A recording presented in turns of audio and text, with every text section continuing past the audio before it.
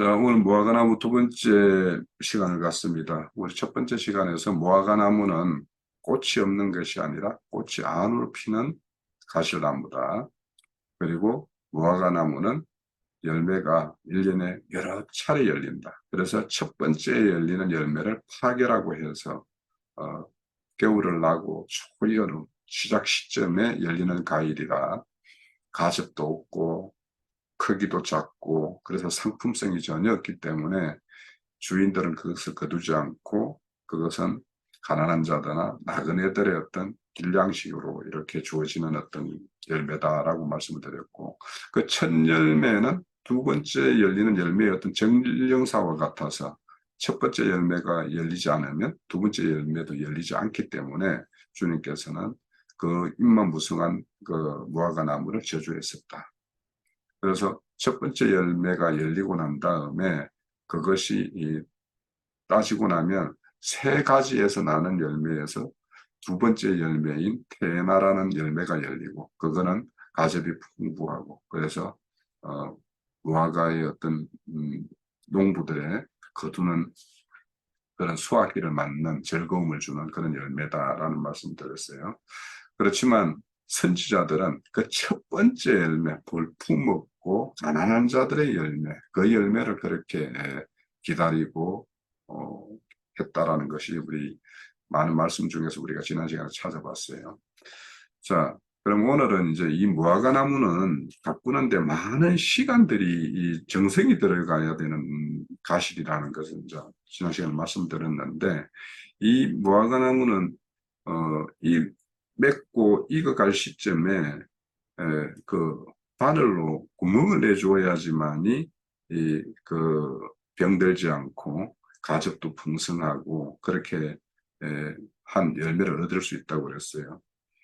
그래서 그거는 우리 형제님이 모든 좋은 것은 많은 어떤 시련과 연단 어떤 그런 것들을 당함으로 인해 가지고 완전히 한 인생이 세워지듯이 열매도 똑같구나 그렇게 말씀 주셨는데 동의가 되지요.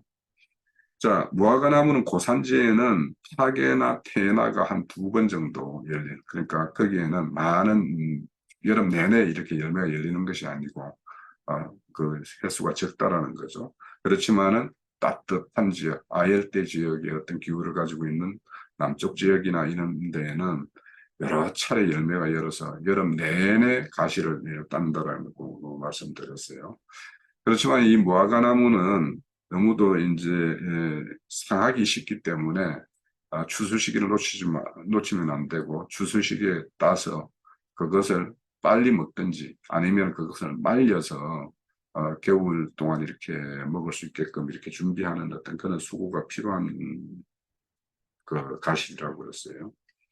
그래서 실질적으로 오늘날은 그 팔레스타인 지역에서는 그 들어가는 어떤 노동력에 비해서 얻어지는 것이 수지가 맞지 않아서 대규모의 어떤 재배는 극히 적게 이루어지고 그냥 가정에서 조금씩 이렇게 필요한 만큼 이렇게 가꾸는 것이 일반적이라고 하고, 외부에서 이렇게 무화과나무를 오히려 가시를 이렇게 수입해서 이렇게 먹는 그런 어떤 오늘날의 현실이라고 해요.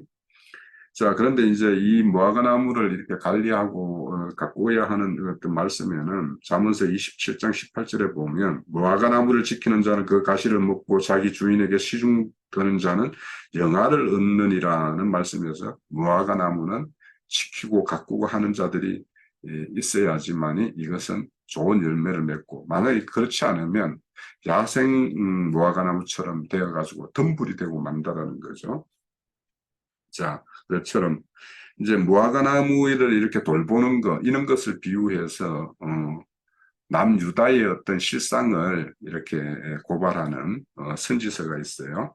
이거는 에레미야 24장 1절에서 10절까지 내용을 보면 그 무화과 나무를 비유해서 이런 무화과 나무를 잘 관리하고 가꾸고 돌봐야 되는 것을 비유해서 이렇게 말씀하시는 말씀이 있습니다. 자, 보면 바벨론 느부갓네살 왕이 유다 왕 여호야김 아들 여고냐와 유다 고관들과 목공과 철공들을 예루살렘에서 바벨론으로 옮긴 후에 여호와께서 여호와의 성전 앞에 놓인 무화과 두 강주를 내게 보이셨는데 한 강주리는 처음 익은 듯한 극히 좋은 무화과가 있고 한 강주리에는 나빠서 먹을 수 없는 극히 나쁜 무화과가 있더라.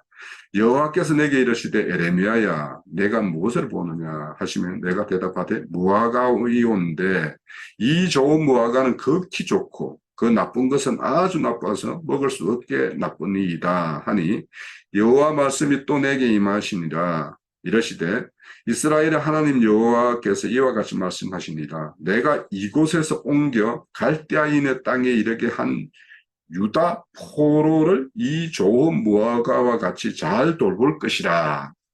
그러니까 무화과를 잘 돌봐야 하는 그런 어떤 많은 손길들이 가는 그것을 비유해서 말씀하고 있죠. 내가 그들을 돌보아 좋게 하여 다시 이 땅으로 인도하여 세우고 헐지 아니하며 심고 뽑지 아니하겠고 내가 여호와인 줄 아는 마음을 그들에게 주어 그들의 전심으로 내게 돌아오게 하리니. 그러니까 거기에서 바벨론 포로지에서 그들을 잘 이끌고 하나님의 어떤 뜻을 잘 헤아릴 수 있도록 해서 그들을 다시 돌이켜서 전심으로 내게 돌아오게 하리니 그들은 내 백성이 되겠고 나는 그들의 하나님이 되리라. 여호와께서 이와 같이 말씀하시니라. 내가 유다의 왕 시드기야와 그 고관들과 예루살렘의 남은 자들로 이 땅에 남아있는 자와 애굽 땅에 사는 자들을 나빠서 먹을 수 없는 이 나쁜 무화과와 같이 버린다고 그랬죠.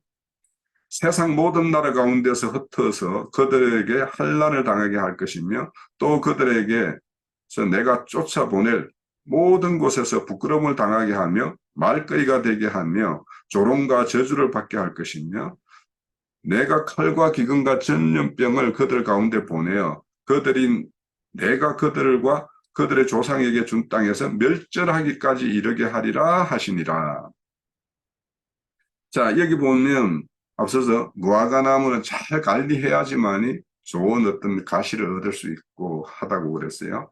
그래서 지금 남유다 중에 이미 예루살렘 성전은 우상을 섬기는 우상 숭배지로 완전히 바뀌어 버렸어요. 그래서 베델이 벳아웬 하나님의 집이 귀신의 처소가 되어버렸기 때문에 거기서 이렇게 쫓아내는 거죠. 자, 이거는 처음 에덴 동산에서 아담과 하와가 하나님께서 금하신 그 열매를 따먹고 뱀과 연합되었을 때 뱀과의 어떤 계리를 단절시키기 위해서 아담과 하와를 그 에덴 동산에서 쫓아냈죠. 그러면 거기 에덴 동산에서 아담과 하와를 쫓아낸 다음에 하나님은 그러면 에덴 동산이 여전히 남아있느냐? 아니죠. 거기서 떠나서 아담과 하와가 있는 그 에덴 동산 바깥쪽으로 하나님께서도 나오셨어요. 그리고 거기에서 하나님은 계속 그들을 돌보고 있는 거죠. 자, 우리가 오늘 이 바벨론 포로로 잡혀갈 때 하나님께서도 그들의 성소가 되어주기 위해서 예루살렘 성전에서 남아있는 것이 아니라 거기를 떠나서 바벨론 포로지까지 하나님께서 친히 오셨어요. 솥대를 옮기셨어요. 그래서 그 포로지에 가 있는 자들을 좋은 무화과나무라는 거예요. 그러니까 그들에게는 하나님이 계속 손길을 들여서 돌보고 가꾸어서 좋은 가실이 되게끔 해서 하나님이 드실 만한 그런 것으로 만들어서 다시 예루살렘을 땅을 정화시킨 다음에 다시 이렇게 이식을 하겠다라는 거죠. 그런 하나님의 뜻인데 하나님의 뜻을 헤아리지 못하고 여전히 예루살렘에 남아서 거기를 성전 삼고 하겠다라고 하는 자들은 하나님을 섬기는 것이 아니라 우상과 겸하여 섬기는 것을 지금까지 해온 것이 그것 때문에 하나님께서 심판하셨는데 그것을 여전히 하겠다라는 거예요. 그래서 그런 자들은 버리겠다라는 거죠. 그래서 이 나쁜 무화과 같이 버리되 하셨어요.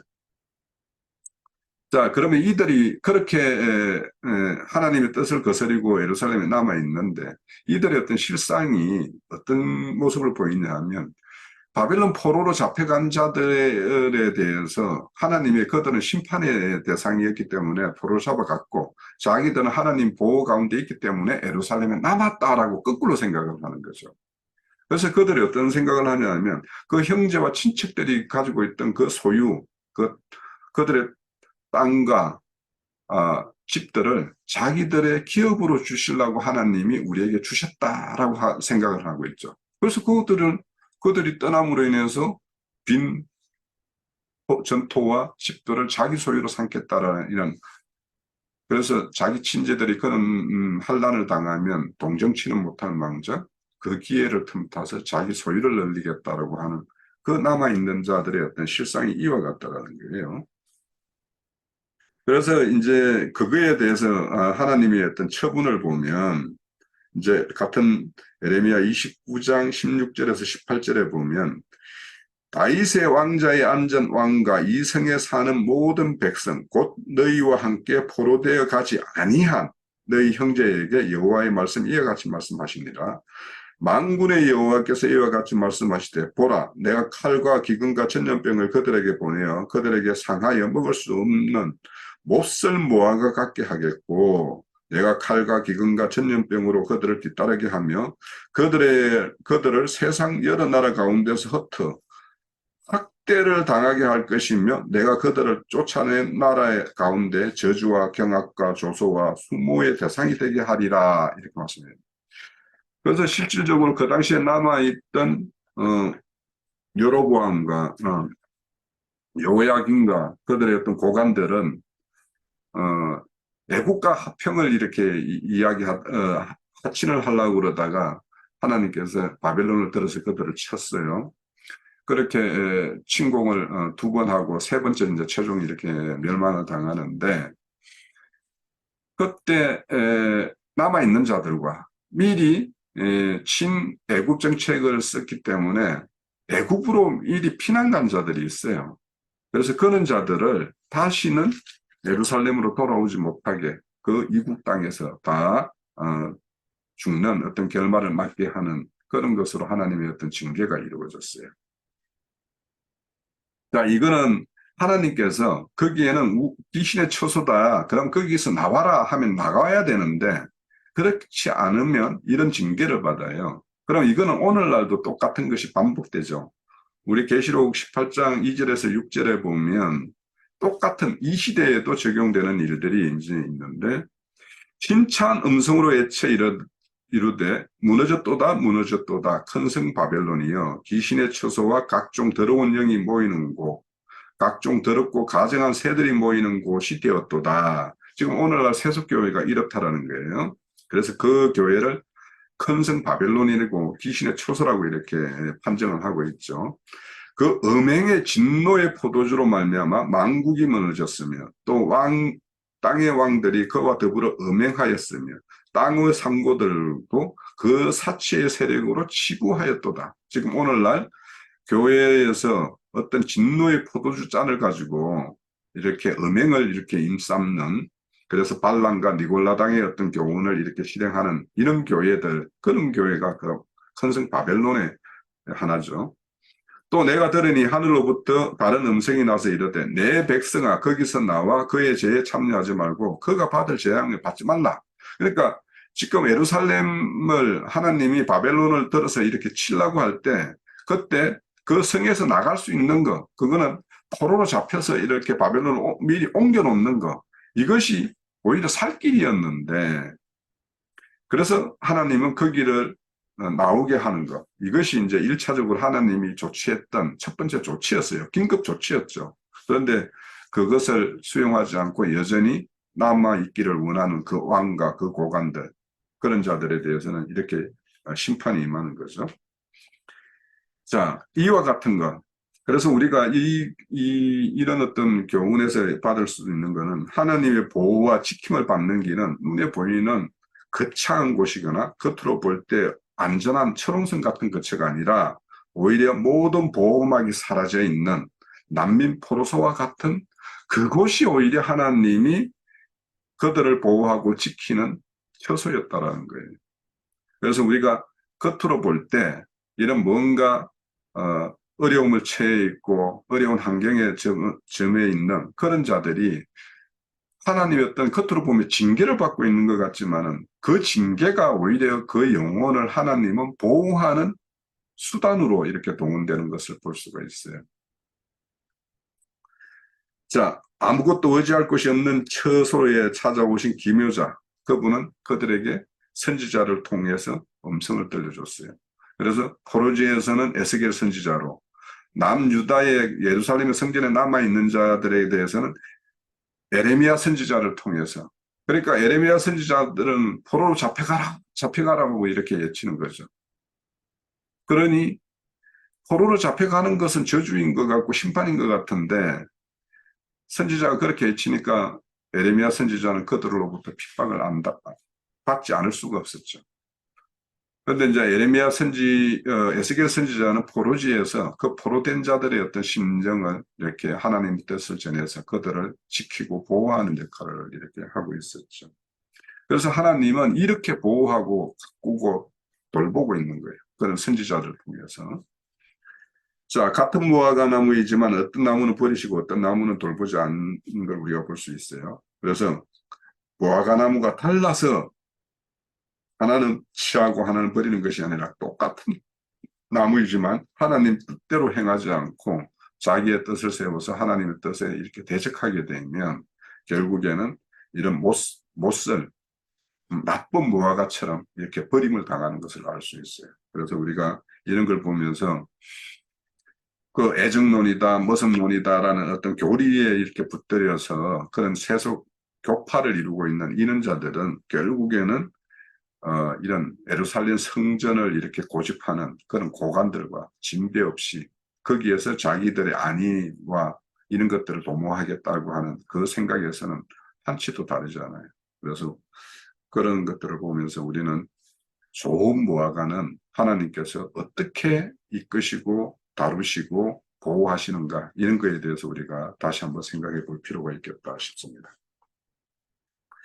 자, 무화과나무와 포도나무와 이런 것들은 하나님의 어떤 그 축복, 절대적인 안정과 풍요를 이렇게 허락하는 어떤 모습으로 이렇게 상징적으로 이렇게 많은 말씀이 있어요. 그래서 우리가 성경 말씀에 무화과 나무 아래, 포도나무 아래 뭐 이런 것들을 이렇게 말씀하실 때 그것은 그 안녕과 평화 이런 것들을 하나님께서 허락하신 상황을 그대로 이렇게 묘사하는 것들의 표현이다.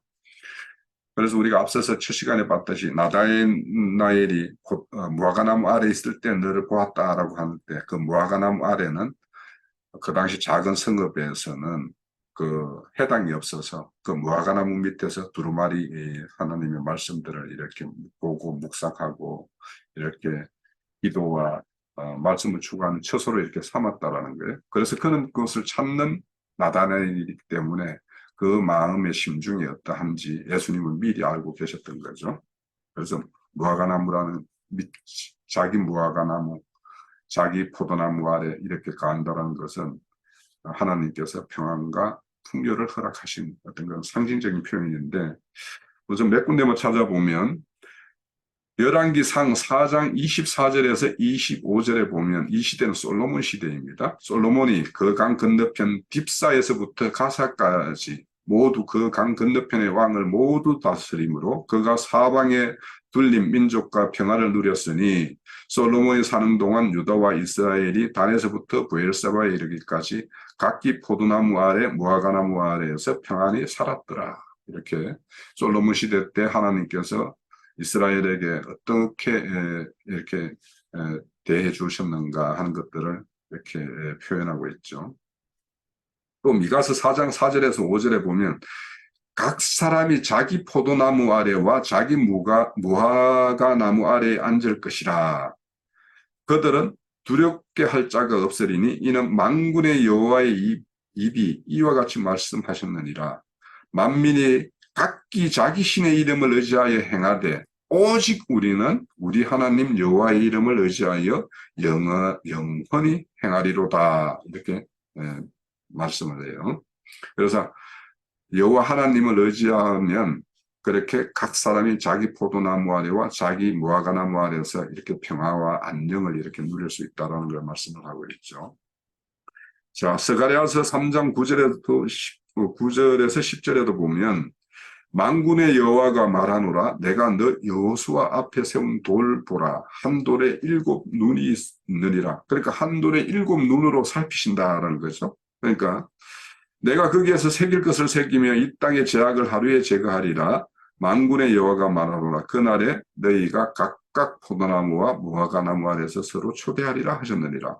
그러니까 하나님의 그 영이 7눈은 7영이죠. 그래서 하나님의 7영이 그 이스라엘에 회복되어서 다시 돌아온 그들이 하나님의 성전을 건축하고 그들이 다시 하나님을 이렇게 섬기는 그런 처소가 이렇게 마련될 수 있도록 살피고 보살필 것. 그래서 최종적으로 그들이 하나님 안에서 안식하고 평안을 누릴 것을 각기 포도나무와 무화과나무 아래서 서로 초대하리라 이런 말씀으로 이제 비유로 말씀해요. 자, 포도나무와 무화과나무는 이제 상징적으로 이제 이스라엘 민족을 표현하기도 하지만 이방인을 표현하기도 하기 때문에 포도나무와 무화과나무가 이렇게 연결해서 이야기하는 것은 그 풍요의 어떤 크기도 이렇게 상징적으로 표현하는 것도 있겠지만 이거는 나중에 이방인 시대와 혈통적 이스라엘의 회복 시대인 천년왕국 시대 이런 것들이 이렇게 한꺼번에 이루어질 그런 어떤 시대의 도래를 이렇게 미리 예언하는 어떤 말씀이기도 하다라는 생각이 들어요. 그런데 이스라엘이 자기 포도나무와 자기 무화과나무 아래에서 먹고 마시고 이렇게 누리는 것이 이방인들도 이게 이스라엘 민족이 그것을 얼마나 좋게 여기는가 하는 것을 알고 있어서 히스기야 시대 때 아수르 왕 그 사네립이 라기스를 포위하고 있었을 때 랍사게 그 사네립의 어떤 식사를 보내서 이스라엘에게 이렇게 이간계를 펴죠. 그래서 너희들은 히스기야 왕의 말을 듣지 말고 사네립 왕에게 항복을 하면 너희들에게 포도나무 아래와 무화과나무 아래서 너희들이 먹고 마시고 이 너희들의 각자의 우물을 이렇게 먹고 마시게 해주겠다 이렇게 말씀을 해요. 그러니까 이스라엘 민족에게는 무화과나무와 포도나무 아래 거한다라는 것이 어떤 하나님의 어떤 축복이고 평안인가를 이방인들인 이 랍사게도 알았다라는 거죠. 자, 이렇게 무화과나무와 포도나무를 들어서 하나님의 어떤 풍요와 이런 평안을 이렇게 상징하는 말이 있는가 하면 이건 또 반대로가 되겠죠. 이런 것들을 거두어 간다라면 하나님의 어떤 심판과 저주가 되겠죠. 그래서 이제 전쟁의 항폐함을 상징하는 무화과나무 이런 쪽으로 이제 한번 살펴보고자 해요. 자, 앞에서 자기 포도와 무화과나무를 항유하는 것은 하나님께서 내려주신 복의 상징 하는 것이라면 어떤 이유로 이를 거두어가고 황폐하게 내버려 둔다면 이는 복 주신 분의 진노와 심판에 따른 저주가 임한 것이라고 볼 수 있겠죠. 자, 그런 표현들도 또 많이 있죠. 그래서 반대로 여호와 하나님께서 에레미야 8장 13절입니다. 여호와 하나님께서 내게 그들이 진멸하리니 포도나무에 포도가 없을 것이며 무화과나무에 무화과가 없을 것이며 그의 잎사귀가 마를 것이라 내가 그들에게 준 것이 없어지리라 하였느니라. 그러니까 하나님께서 이렇게 포도나무와 무화과나무를 줬는데 이것들을 다 없이 하시겠다라고 하는 것은 하나님의 어떤 심판을 상징하죠. 하나님이 그들을 징계할 일이 있어서 징계를 상징하겠죠. 또 요엘서 1장 7절과 12절에 보면 그들이 내 포도나무를 멸하며 내 무화과나무를 끌고 말갛게 벗겨서 버리니 그 모든 가지가 하얗게 되었도다 이런 말씀이에요. 그러면 나무를 다 벗기면 나무가 다 죽어버리겠죠. 그래서 하나님이 그들에게 준 축복의 상징인 포도나무와 무화과나무를 완전히 벗겨버리겠다. 그래서 그들에게 내려준 어떤 축복을 다 거두어 버리겠다라는 것은 하나님의 어떤 심판을 상징하겠죠. 그리고 또 요엘서 12절에 보면 포도나무가 시들겠고 무화과나무가 말랐으며 석류나무와 대추나무와 사과나무와 밭에 모든 나무가 다 시들었으니 이러므로 사람이 즐거움이 말랐도다. 그래서 하나님이 그런 어떤 축복된 것을 다 이렇게 거두어 가는 그런 하나님의 어떤 심판대를 이렇게 하나님이 축복으로 주신 것들을 이렇게 거두어 가는 걸로 이렇게 표현하는 것을 알 수 있어요. 또 하나, 호세아서 2장 12절에도 보면 북이스라엘이 가장 풍요로울 때 호세아 선지자가 활동한 시기였는데 그때 그들에게 내릴 심판을 이렇게 말씀하실 때 그가 전에 이르기를 이것은 나를 사랑하는 자에게 내가 준 값이라. 그러니까 포도나무와 무화과나무를 그들에게 이렇게 사랑하는 자들에게 준 어떤 사랑의 선물과 같은 것이었는데 이제는 그것을 거칠게 하여 수풀이 되게 하며 들짐승에 먹게 하리라. 이렇게 호세아 선지자가 말합니다. 모든 은혜와 축복을 저주와 궁핍으로 이렇게 바꿔버리는 어떤 그런 예언적인 말씀들이 선지자를 통해서 이렇게 하시는데 그러니까 무화과나무나 포도나무는 하나님이 이스라엘에게 내린 어떤 복과 은혜 이런 것들인데 이것을 거칠게 해서 수풀이 되게 하여 그들의 어떤 소득도 얻지 못하게 한다라는 것은 하나님의 징벌과 심판을 경고하는 말씀이다. 이런 말씀이에요. 자, 또 이제 마지막으로 그 종말을 상징하는 무화과 나무에 대해서 한번 살펴보도록 할게요. 마태복음 24장은 우리 흔히 하나님의 어떤 심판, 종말의 때를 이렇게 예언하는 말씀인데 이 24장은 예수님이 돌 하나도 돌 위에 남지 않고 다 무너뜨릴 것이라는 어떤 선포하는 것으로 시작이 합니다. 그러면 이런 어떤 충격적인 어떤 예수님의 어떤 선언된 말씀을 이렇게 제자들이 듣고는 이때가 어떠할 건지 어느 때 임할 것인지 이렇게 여러 가지로 물어요. 그래서 제자들이 예루살렘 동편에 앉은 감람산 위에서 어느 때에 이런 일이 있겠으며 주의 임하심과 세상 끝에는 무슨 징조가 있을 것인지 이렇게 여쭙습니다. 그런데 그런 거에 대해서 자세히 설명을 하시고는 이에 대한 대답에 여러 가지 설명을 하고는 마무리 부분에서 무화과나무 비유를 들어서 설명하는 것을 이렇게 마치고 있어요. 무화과나무 비유를 배우라. 그 가지가 연하여지고 잎사귀가 나면 여름이 가까운 줄 아나니 이와 같이 너희도 이 모든 일을 보거든 인자가 가까이 곧 문 앞에 이른 줄 알라. 내가 진실로 너희에게 이르노니 이 세대가 지나기 전에 이 일이 다 일어나리라. 자, 무화과나무는 유대인들에게서는 사시와 연하를 알게 하는 나무예요. 겨울에는 모든 잎이 떨어지고 회색의 잎만 왕상하게 남고 여름이 다가오는 4월쯤이면 연한 잎을 내고 작은 잎과 함께 첫 열매, 파괴라는 열매를 이렇게 통해서 봄이 왔음을 이렇게 알리죠. 그런데 5월에서 10월까지는 잎사귀가 커지고 가접이 풍부한 개나 열매를 이렇게 4차례, 5차례 이렇게 계속해서 맺고 그 익기를 이렇게 반복하게 되죠. 그러면 이렇게 여름이 이렇게 지나가고 있구나 이렇게 압니다. 그런데 이제 11월이 되면 무화과 그 수액이 흘러나와 가지고 그렇게 포면이 끈적해지고 바람이 불어서 먼지가 그 나무에 이렇게 붙게 되면 그 무화과 나무가 굉장히 그 지저분하게 이렇게 된 시기가 있다는 거예요. 그때가 이제 가을이라는 거예요. 가을로 이렇게 인식을 할 수 있고. 특별히 비유의 말씀은 특별히 여름을 말씀하고 있어요. 그러니까 연한 잎이 나면은 봄이다 이렇게 말하지 않고 여름이 가까이 왔다 이렇게 여름을 이렇게 들어서 말씀하시는 것이 있어요.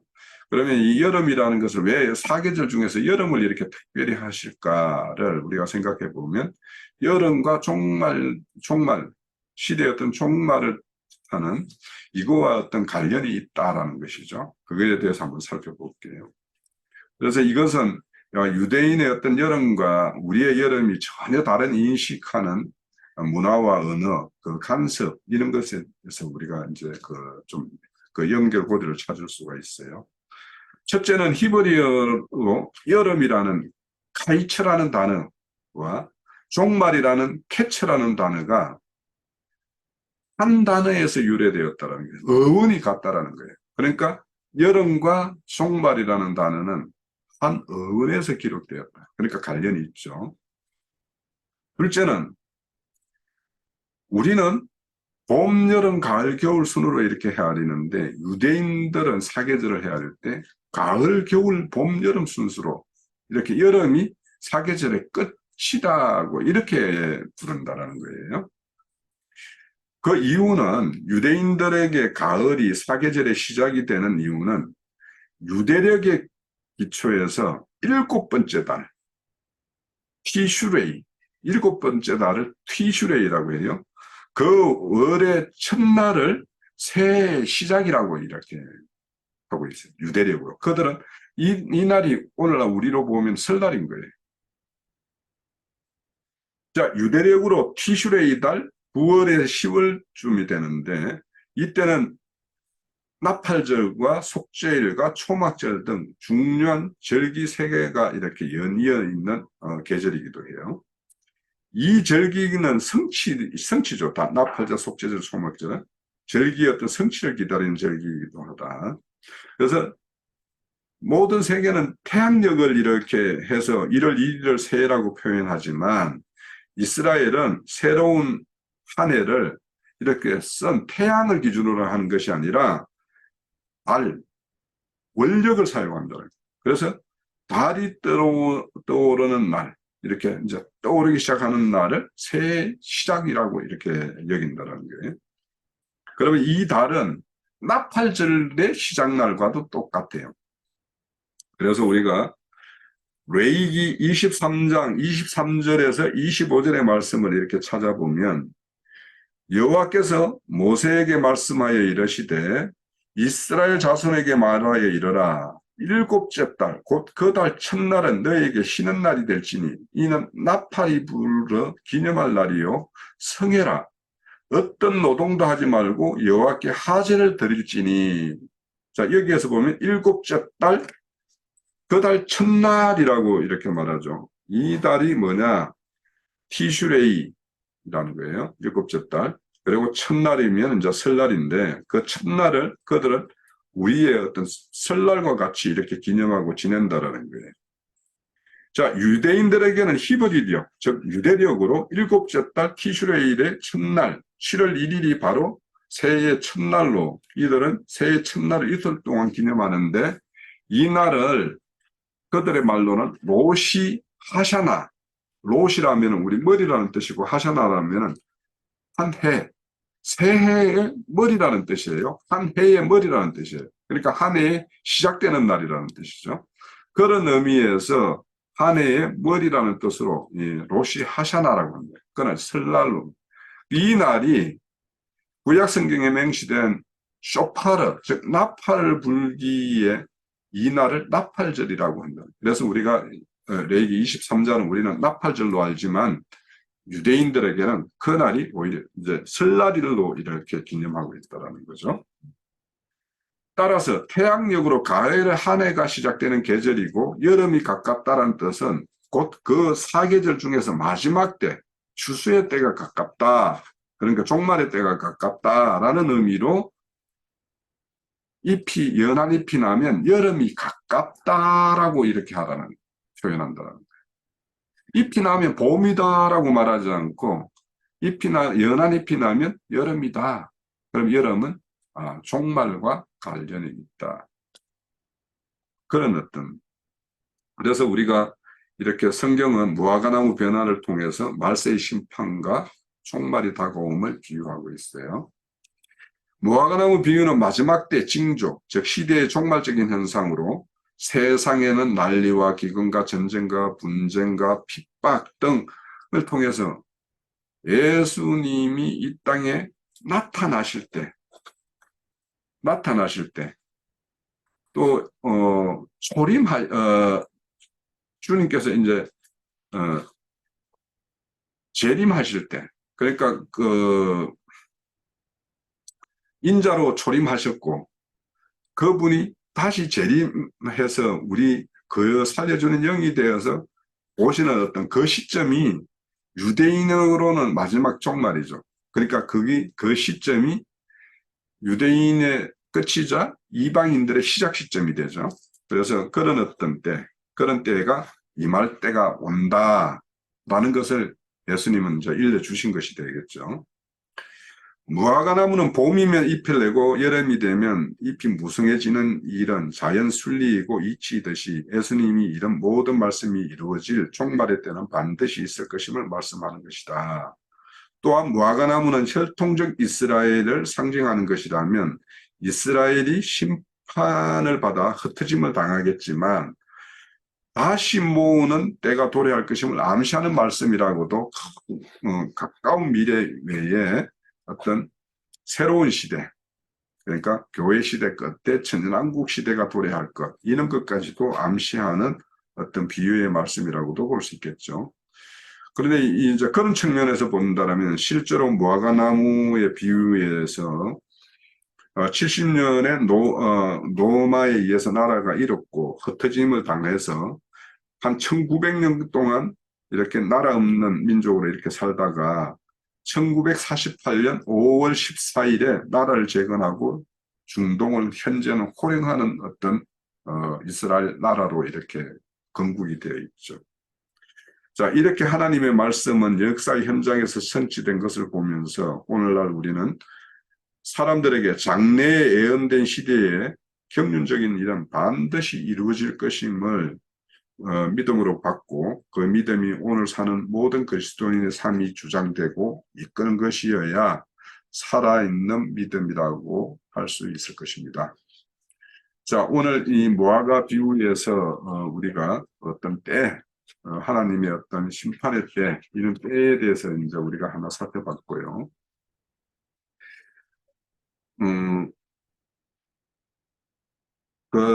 또 하나 이제 그 시간상 하나 이제 또 짧게 언급을 한다면 사무엘하 5장 21절에서 24절에 보면 다윗이 블레셋과의 어떤 전쟁을 치르면서 하나님이 블레셋과 전쟁을 어떻게 치르라 하는 것을 암호와 같은 말씀으로 이렇게 주고 있어요. 그것을 보면 거기에는 뽕나무 꼭대기에서 걸음 소리가 들리거든 그때 그들을 치라 이렇게 이야기를 해요.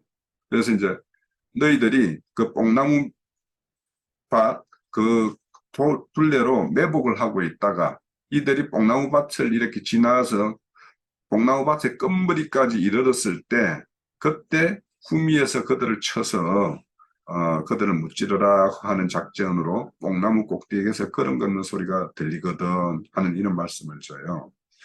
자, 그래서 이 뽕나무 밭이라고 여기서 뽕나무 밭이라는 것은 돌무화과 밭인데 돌무화과 밭은 이런 어떤 높은 구렁에서 자라는 게 아니고 낮은 평지에서 이렇게 자라는 어떤 밭을 이루는 이런 형태를 가지고 있다라는 거죠. 그래서 이 말은 와 뽕나무 밭이라는 것은 그러면 평지에서 그들을 내복해 있다가 후미를 치는 이런 작전이구나라는 것을 다윗은 이 말씀을 들었을 때 그렇게 알았다라는 거죠. 그래서 이거는 돌무화과나무가 어디에서 자라고 그 밭의 고랑이 어떤 형태로 이루어져 있고 하는 것들을 미리 아는 자는 하나님의 이 비밀한 어떤 작전을 이해하고 그대로 준행할 수 있었겠죠. 자, 그래서 뽕나무밭은 아무 곳에 자라는 것이 아니라 평지에서 자라는 것이다라는 것, 낮은 지역에서 이렇게 자란다라는 것을 이렇게 아는 사람이면 이들이 예루살렘 성읍으로 이렇게 높은 고지로 이렇게 올라오기 전에 올라올 때 이렇게 그들을 공격하라는 것이 아니라 이르기 전에 저 낮은 지역에서 그들의 어떤 작전을 수행하라 이런 말씀을 알아들었다라는 거죠. 자, 이거는 지나가는 여담으로 이렇게 말씀을 드렸고요. 자, 무화과나무에 대한 비유는 어떤 풍요와 하나님의 어떤 풍요로 이스라엘에게 축복되는 것을 어떤 상징하는 것이기도 하고 이것을 거두어감으로 하나님의 어떤 징계와 심판을 상징하기도 해요. 그래서 포도나무와 무화과나무로 하나님의 어떤 행정을 이렇게 표현하는 것으로 여러 모양으로 이렇게 말씀하고 있다라는 것을 이제 알 수 있고요. 자, 이제 다음 이제 세 번째 시간은 오히려 좀 더 재밌는 내용, 우리가 그런 것이 그런 의미가 있었나 하는 것들이 좀 있을 수 있습니다. 그래서 세 번째 시간을 기대하면서 오늘 두 번째 시간은 마치고자 합니다.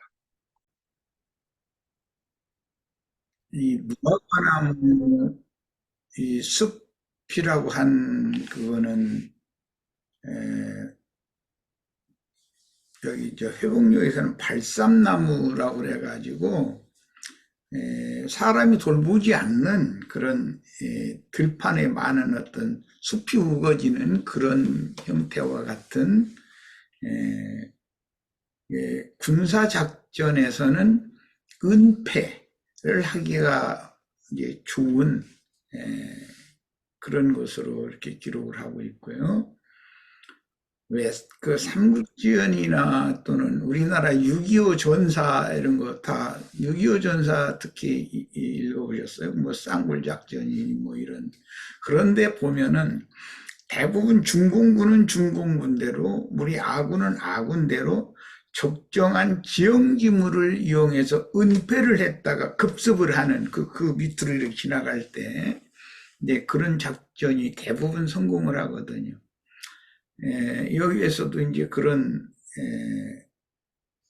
그들과 정면으로 맞서지 말고 그 블레셋 그 침략군들이 후미로 빙 돌아서 가가지고 후미 쪽에 은폐하고 있다가 그들이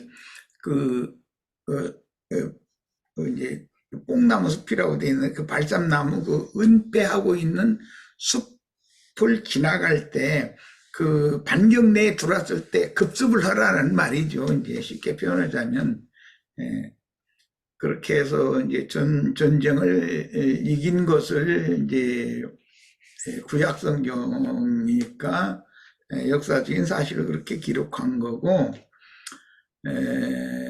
다윗이 그렇게 그 블레셋 족속을 이겼다는 것은 한리없는 유대 종교인들을 예수님과 제자들이 영적 전쟁을 통해서 이기는 것을 그건 이제 상징을 하는 거니까 그 접전을 할 때는 여러 가지의 작전이 이제 필요하겠죠. 우리가 예를 들어 기독교계의 어떤 기득권자들과 접전을 한다 그러면 거기에도 무조건 하고 이렇게 맞서는 전쟁만 해가지고서 이기는 것보다는 작전이 필요할 수가 있겠죠. 이제 그런 것을 상징하는 것이고 내가 오늘 들으면서 예수님께서 무화과나무의 비유를 이제 말씀을 하셨는데 그 중요한 말씀은 뭐냐면 이 세대가 지나가기 전에 예수님이 말씀하신 무화과나무의 비유의 그 예언이 다 이루어진다 그랬어요. 그러면 이 세대라는 건 예수님과 같은 그 시기를 살고 있는 세대들을 말하는 것이니까 그 세대는 해봐야 3, 4대가 같이 살게 마련인데 주님의 예언이 그때 당시 살아있던 함께 살던 3, 4대의 세대가 지나가기 전에라니까 매우 급하게 불과 뭐 5, 60년 미만에 주님의 예언이 다 이루어진다는 말인 거거든요. 자, 이제 그러니까 주님께서 마태복음 4장에 예언하신 그 무화과 나무의 비유는 사실은 AD 70년 이후 105년 사이에 유대와 예루살렘이 로마 군대에 에워싸이고 멸망할 것을 예언하시는 말씀이고 그 다음에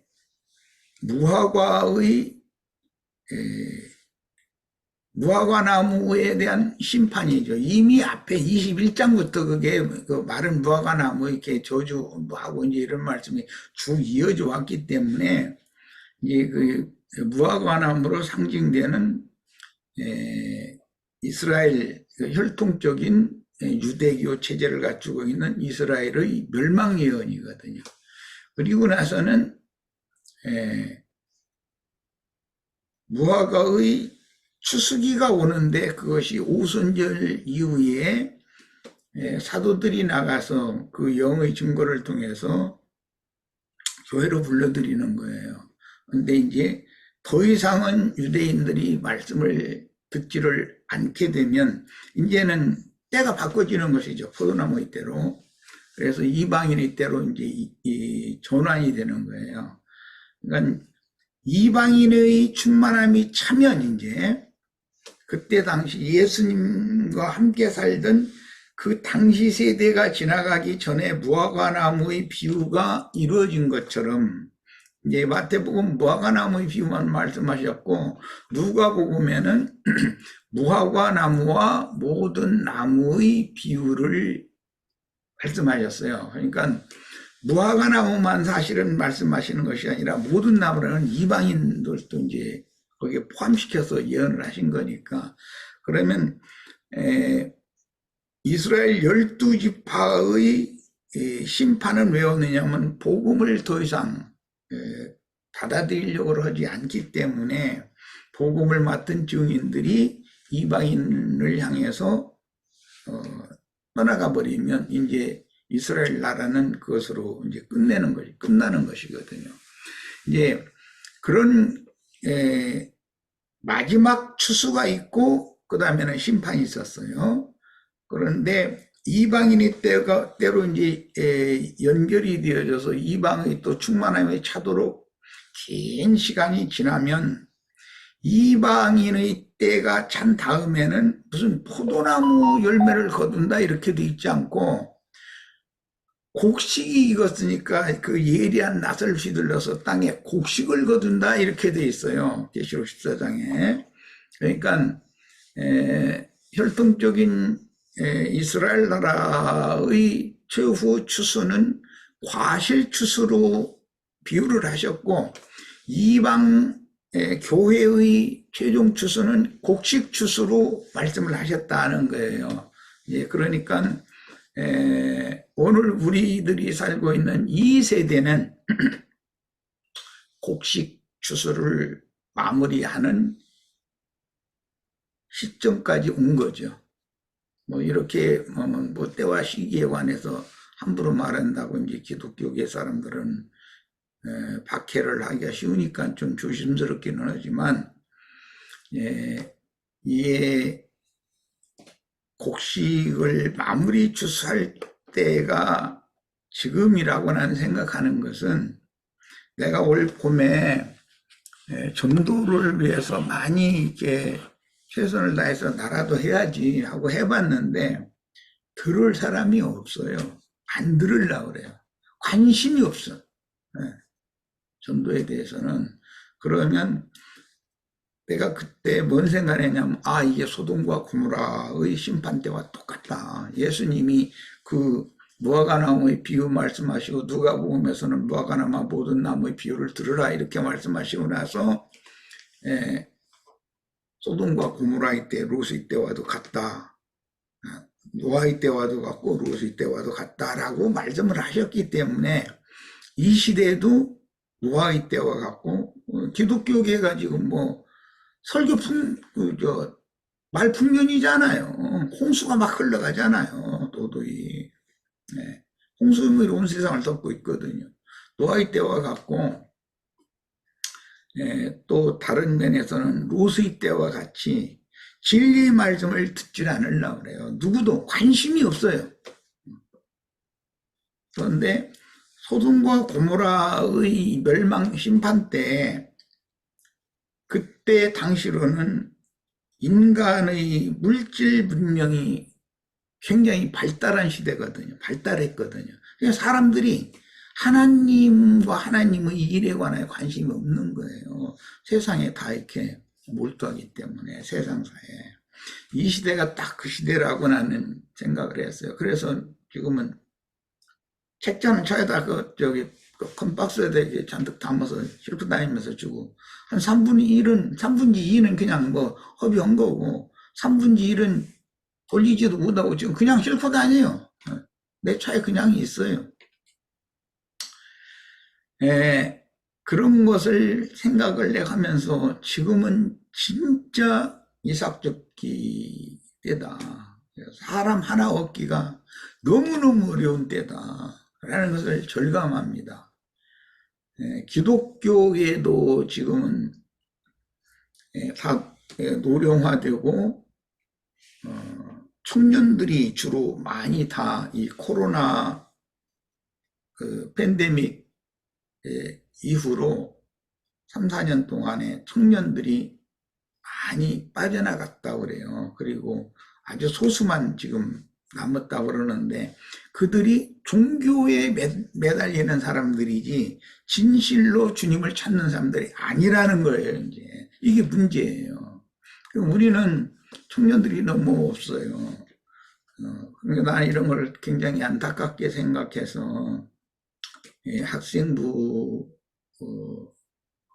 집회나 청년부 집회를 우리들이 최선을 다해서 지원을 하고 학생들, 청년들 길러내지 않으면 우리도 끝이 없다.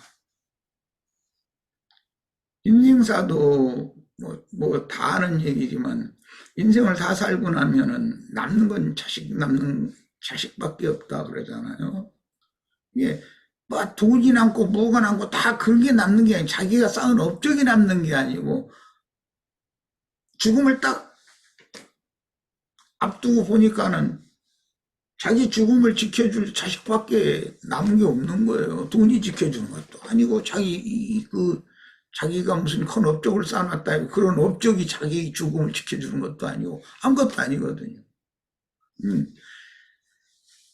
그런 것처럼 우리들은 좀 학생들, 청년들 어떻게든지 해서 자기 자녀들, 손자들, 손주들 어떻게든지 해서 말씀을 들을 수 있는 기회를 주는 이것이 얼마나 중요한가를 생각했으면 하고요. 지금 이방의 충만함이 이제 차서 교회를 곡식 교회 중에서 천국 곡식을 추수를 하시는데 너무 추수할 곡식이 적다. 예수님 때는 밭이 휘어져서 다 온 밭이 다 한꺼번에 대량으로 추수할 때인 것을 요한복음에 보면 4장에 보면 그렇게 말씀하셨는데 지금은 밭에서 거둘 거 다 거두고 안으로 묶을 거 묶고 타당마당에 옮길 거 옮기고 다 그리고는 떨어진 이삭밖에는 없어요. 그런데 이삭도 막 많은 그 소나기비 이런 거 우리 이삭 주워 봤잖아요. 소나기비가 많이 여름에 쏟아지고 나면 보리가 다 싹이 나고 흙 속에 묻혀가지고 뿌리는 돋아나고 막 그런 거 주워다가 말려가지고 떨어봐봐야 그 곡식 노릇도 묻어잖아요. 이제 지금은 그런 때다. 그래서 왜 이렇게 전도가 어려운가, 또 전도를 해서 사람을 얻어도 왜 이 진리와 생명의 말씀 주고 생명을 얻는 거에 대해서는 관심이 없고 왜 생각들이 어떻게 종교적인 그런 또는 세상적인 무슨 교리적인 이런 것에만 사람들이 집착을 할까? 나는 굉장히 이런 것이 답답하게 느껴져요. 우리 형제 자매님들 다시 말씀드리지만 자녀손들 어떻게든지 해서 말씀을 들을 수 있도록 최선을 다해서 모든 분위기도 형성해 줘야 되고 지원도 해 줘야 되고 돈 쓸 일 있으면 거기다 쓰세요. 세상에 나가서 무슨 뭐 5만 원짜리 요즘에는 뭐 밥 한 그릇 먹는데 웬만하면 뭐 3만 원, 5만 원 이렇게 줘야 뭐 뭐처럼 먹는다고 그래서 그러면 안 나가면 되지 뭐 이제 나는 이러지만 그건 어떤 상황이 이렇게 흘러간다는 거예요. 그런데 다 돈 쓸 일이 아니고 아이들 말씀을 듣게 하고 말씀 앞에서 기르고 헌데다 돈 쓸 일 있으면 아끼지 말고 쓰세요. 나중에 얼마 안 가서 후회할 날이 곧 와요. 내 말 명심해 들으세요. 내가 엉뚱한 짓 했구나. 그런 후회를 해가면서 이 생을 떠난다면 그건 큰 문제인 거죠. 내가 하나님이 원하시는 바를 나로서는 최선을 다해서 했다. 그리고 주님 앞에 당당하게 설 수 있는 그런 사람이 돼야 되겠어요. 무화과나무 비유 얘기하다가 곡식 주스까지 얘기를 곁들여서 하면서 이런저런 얘기를 했는데 내가 너무 답답하니까 이런저런 얘기하는 거예요. 우리 형제 자매님들 좀 깨어나지 않으면 안 되겠다는 생각을 하고 있기 때문에 지금이 마지막이다 라고 꼭 생각하시고 나라는 사람이 내일의 보장이 있다라는 그런 느슨한 생각을 가져서는 안 되겠다는 거 경고를 좀 경각심을 부추깁니다. 내가 하고 싶은 말은 이겁니다.